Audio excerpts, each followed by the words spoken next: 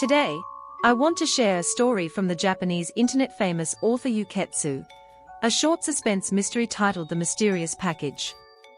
Uketsu, who investigates supernatural occurrences, received a peculiar request for help in late August. The sender was a man named Yurikawa, a middle-aged man living alone in a small apartment called Komokida Manor in Tokyo. In his email, Yurikawa described something that had been terrifying him. After moving into his current apartment in October of the previous year, he had begun receiving a mysterious package every month. Strangely, the sender's name was different each time. None of the names were familiar to Yurikawa. He attached a photo of the package he'd received that month. Inside the box were everyday items like instant rice, food supplies, and household goods, nothing particularly unusual, almost like care packages one might receive from family. If someone were playing a prank by sending scary parcels, that would be one thing. But the fact that these packages were completely benign, yet from an unknown sender with an unknown purpose, made it all the more unsettling. To learn more, Uketsu called Yurikawa. Over the phone, Yurikawa's voice sounded weak. He confessed that both his parents had passed away, he had cut ties with friends over a decade ago, and he was unmarried with no children. He couldn't imagine anyone sending him anything. At first, he thought the deliveries were a mistake, perhaps meant for another Yurikawa living nearby. But after inquiring, he found no other households with that surname in the area. He also considered the possibility that they were intended for the previous tenant, but the real estate agency told him that no previous resident had been named Yurikawa. All signs pointed to the packages being meant for him. More unsettling, the shipping labels Yurikawa had photographed showed the senders were all unfamiliar female names, and the return addresses were all in Ebina City, Kanagawa Prefecture. He'd never been there, nor did he have any relatives or acquaintances in the area. A check confirmed that the specific addresses on the labels were completely fabricated. Clearly, the same person was using fake names and fake addresses repeatedly. But why go to the trouble of changing the name each time? Uketsu had no leads. Yurikawa also mentioned another strange event. Shortly after moving in, around mid-October of the previous year, one night, as he was about to go to sleep, he heard a dragging, shuffling footstep outside his door, like someone walking with a limp. The sound stopped right at his door. He thought a visitor had come, but after a minute of waiting, no doorbell rang. Just as he approached the door, the footsteps started again. By the time he opened it, he only saw a small figure hurrying away down the dim hallway. He couldn't tell the person's gender. They had left nothing behind. Uketsu suspected this mysterious visitor might be connected to the anonymous packages. Could it be a stalker? If so, Uketsu suggested that for safety, Yurikawa should either contact the police or move out. Yurikawa didn't believe anyone would stalk a shabby, reclusive middle-aged man like himself, but he had tried contacting the police. The case was deemed too minor to be taken seriously. Moving was equally impossible. He'd lost his job the previous year, and now only earned enough to cover his 20,000 yen monthly rent. He had no means to relocate. Unable to escape this inexplicable harassment, he turned to a stranger like Uketsu for help. Uketsu agreed to investigate. Learning that Yurikawa had kept all the packages, Uketsu asked him to send them over for examination. However, Yurikawa said the boxes were too large to ship all at once. They settled on sending only the most recent one. After hanging up, Uketsu looked again at the photos Yurikawa had sent. The contents, instant rice, tomato sauce, kitchen supplies, seemed completely ordinary. His attention turned to the shipping labels. The handwriting and formatting were consistent, clearly by the same person. Another detail caught his eye, the postage stamps. Those stamps were issued at post office counters, indicating the sender had mailed each package from a post office window, likely to avoid leaving personal information at convenience stores or using door-to-door services. One of the labels had been torn off, and the box was damaged, almost intentionally. Still, some information couldn't be hidden: the post office names. Uketsu traced them to 3 post offices in Ebina City, Kanagawa, Kishi Elementary School Post Office, Kazama Station Post Office, and Suzuhara Post Office. All were in Ebina, near Kazama Station. It seemed the sender lived around there. The next day, Uketsu received the recent package from Yurikawa. Upon seeing it in person, he noticed a slight discrepancy between the actual item and the photo, a subtle feeling of something being off, though he didn't think much of it at first. After days of fruitless investigation, he reached out to a sharp-witted friend, Kurihara, for help. Kurihara was an architect by profession, but loved mystery novels, and had helped Uketsu solve bizarre cases before. Within an hour, Kurihara called back. He succinctly summarized the case's key points, then dismissed Uketsu's stalker theory.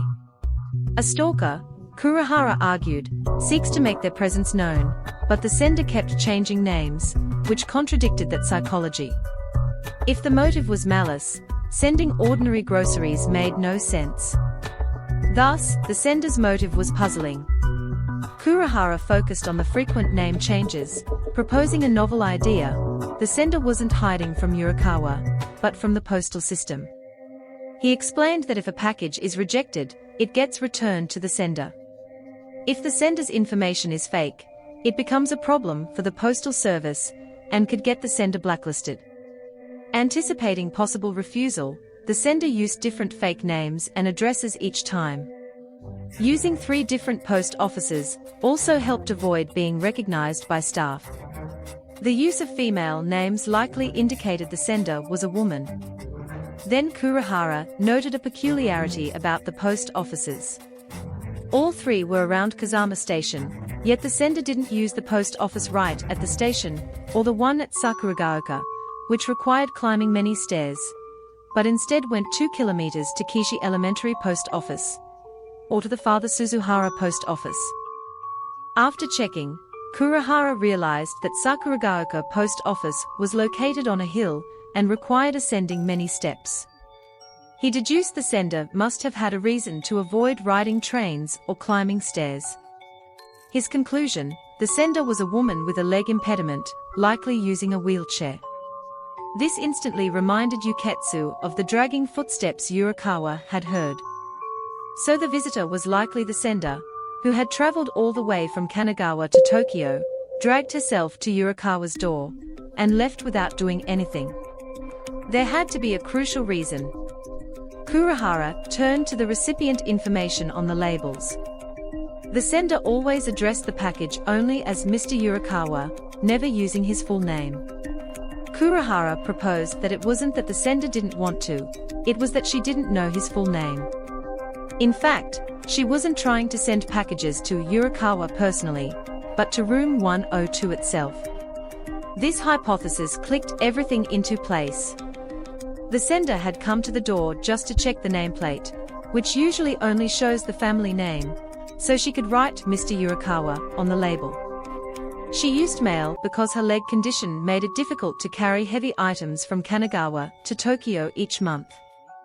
Her persistence in sending things to that specific room suggested a somber purpose: an offering. The packages were offerings. Kurihara said this was the most fitting explanation. The sender was making offerings to someone who had died in room 102. The daily necessities were merely a cover, meant to conceal the true intent and avoid revealing her relationship with the deceased. To confirm, they needed to investigate the history of room 102 and see if anyone had died there. Uketsu informed Yurikawa about this possibility, that the room might be a stigmatized property, a former death site, and the packages were offerings. Surprisingly, Yurikawa didn't panic. In fact, he seemed relieved that the sender meant no harm. He said he didn't believe in ghosts, and didn't mind living in a so-called haunted room. He decided to talk to the landlord. 2 days later, Yurikawa called back. He'd met with the landlord, a chatty elderly woman in her 70s who lived alone. She'd talked with him for nearly 5 hours. Yurikawa used the chance to ask about room 102's history. But to Uketsu's surprise, she firmly stated that no one had ever died there. Yurikawa also checked with previous tenants, and they confirmed the same. This seemed to overturn the offering hypothesis. However, the visit wasn't fruitless. Yurikawa managed to compile a list of room 102's tenants over the past 20 years. When Uketsu reviewed the list, he noticed something eerie. Yurikawa's two predecessors, Tanabe Ryoichi, who lived there only 4 months, and the Akiyama couple, who stayed 3 months, had moved out quickly. A thought struck Uketsu. Perhaps room 102 had been receiving those mysterious packages even before Yurikawa moved in, and the previous tenants fled because of it. He decided to contact them. Tanabe Ryoichi's number was disconnected, but Akiyama Yosuke confirmed Uketsu's suspicion. When he lived there, they also received packages from different female names. His wife even suspected an affair. Disturbed, they moved out. Next, Uketsu called Makoto Kiramura Mako. The moment she heard mysterious packages, her voice grew tense. Despite Uketsu explaining his purpose, she denied any knowledge and hung up abruptly. Her evasiveness made her suspicious. Uketsu relayed everything to Kurihara. Kurihara focused on Makoto Kiramura Mako, considering the earlier profile of a woman with a leg impairment. He hypothesized that Makoto Kiramura Mako might have lost a daughter named Yui. Perhaps a traffic accident had left Makoto Kiramura with a limp, and her daughter's death was the root of it all.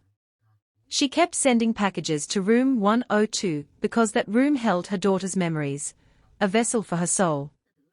The everyday goods were just a cover for her memorial offerings.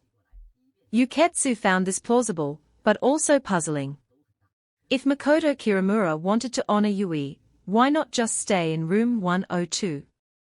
Why go through the trouble of sending anonymous packages with fake names? Also, the contents, daily necessities, didn't seem like typical offerings for a child. Still, no better explanation emerged, especially given Makoto Kiramura's strange behavior. Uketsu searched online for Makoto Kiramura Yui, Makoto Kiramura Mako accident, but found nothing. Then he searched for traffic accidents in general and came across a news article. A fatal accident on the Tomei Expressway where a car hit a pedestrian. The victim was not related to Makoto Kiramura, but was a former tenant of room 102 from 2005 to 2013, Kuramoto Eita, and his wife Kuramoto Sana. Eita died in the accident. Sana survived but was severely injured, leaving her left leg disabled. That matched the dragging footsteps. Thus, the true sender was Kuramoto Sana, not Makoto Kiramura Mako. Kurihara's theory about an accident had been correct, just the wrong person. The picture was becoming clearer, but new questions arose. If Sana was the sender, what was Makoto Kiramura hiding? Uketsu shared this with Kurihara. Instead of answering directly, Kurihara remarked cryptically about poverty. He said perhaps people like them, who had never known real poverty, couldn't fully grasp the case's essence, then hung up. Uketsu told Yurikawa the findings. Yurikawa thanked him and said he could finally rest easy, but his voice sounded uneasy, not relieved. Uketsu had a strong feeling the case wasn't truly over. A few days later, Uketsu received a call from a number he recognized. It was Kuramoto Sana's number.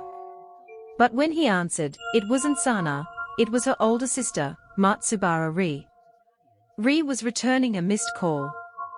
Uketsu, puzzled why Sana's sister was using her phone, explained the whole story. Ri said she knew nothing about the packages. Since her husband's death, Sana had become a recluse, barely contacting anyone. Moreover, Sana had passed away from cancer in May of that year.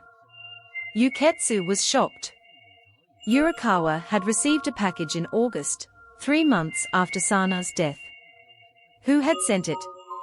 Ri said her sister hadn't asked anyone to send packages. But before she died, Sana often muttered in the hospital, "Won't you come back? Can you come back?" as if waiting for someone. After hanging up, Uketsu's mind churned. He thought of the subtle inconsistency he'd noticed in the recent package, and Kurihara's words about poverty. Fragments began to piece together. He called Yurikawa and told him that Kuramoto-sana had died in May. There was a long silence. Then Yurikawa said, "So it really was like that." That confirmed Uketsu's suspicion. Uketsu laid out the facts. Yurikawa had said he'd received packages from October to August, 11 months worth, yet he'd only sent photos of 8. May, June, July were missing. The label on the August package was torn, not naturally, but deliberately. Moreover, when Uketsu compared the actual package with the photo Yurikawa had sent earlier, the expiration dates on the food items didn't match. The contents had been swapped. It all pointed to one conclusion: Yurikawa had torn off the label on the August package because it had a May postmark. The August package was actually the last one Sana had sent before she died. He replaced the food because he'd already eaten the original. There had been no packages after May. Everything else was a lie. Faced with irrefutable evidence, Yurikawa confessed. After losing his job, he was destitute, unable to pay rent, and once collapsed from hunger. Then Sana's packages arrived. The food saved him. He'd wrestled with guilt over eating food from an unknown sender, but hunger left him no choice. The monthly packages kept him alive. In April, he finally found a new job. But after May, the packages stopped. Unable to find the sender, worried about her, and ashamed of having lived on anonymous charity, he fabricated the story about being tormented by mysterious packages to enlist Uketsu's help in finding her. Yurikawa's sobs over the phone moved Uketsu. Now he understood Kurihara's meaning. Someone who has never known hunger can never grasp the weight of those anonymous packages. Uketsu then called Makoto Kiramura Mako, told her about Sana's death, and the truth behind the packages. Makoto Kiramura's defenses crumbled, and she revealed her own secret.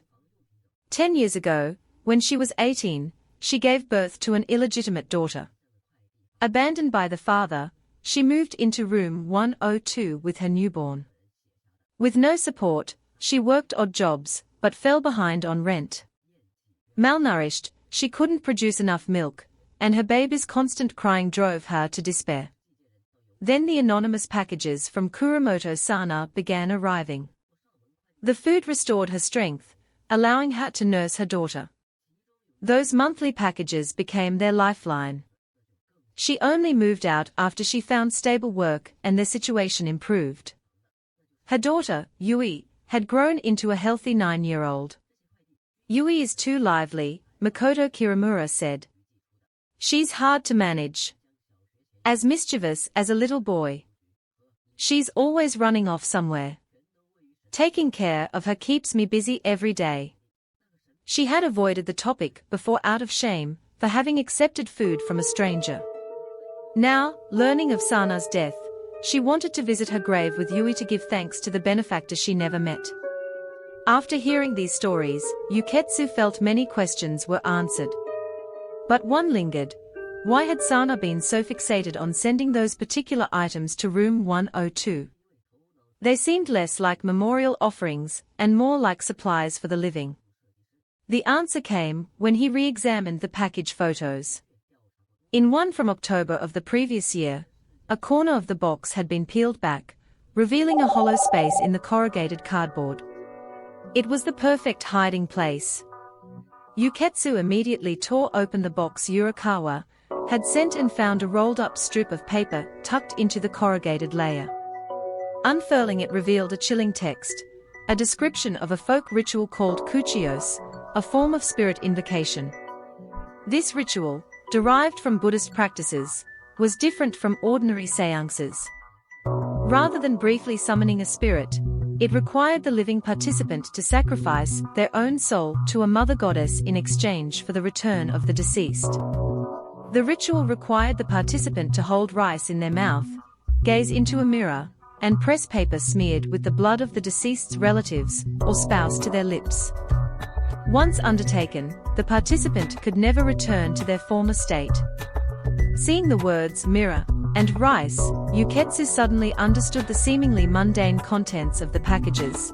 Aluminum foil, aluminum bowls, aluminum trays, all reflective surfaces like mirrors.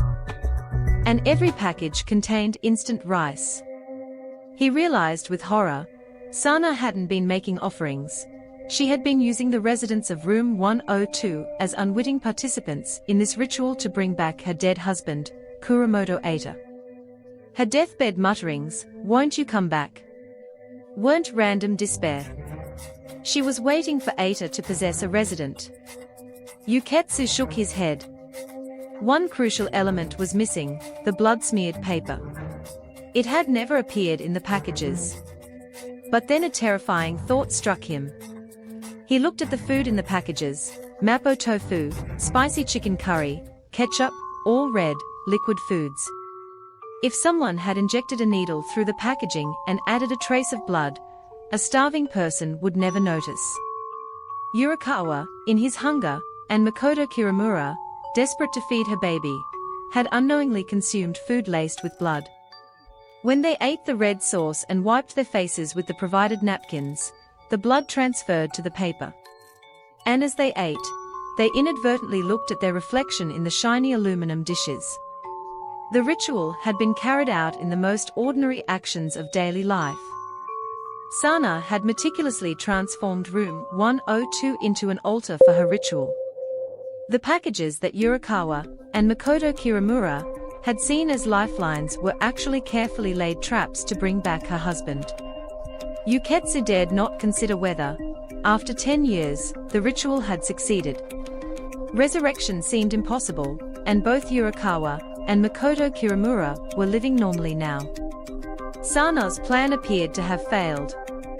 Yet Uketsu suddenly felt a chill. He recalled Makoto Kiramura's words about her daughter: "Yui is too lively, like a little boy, always running off." He couldn't help but wonder if something had indeed returned.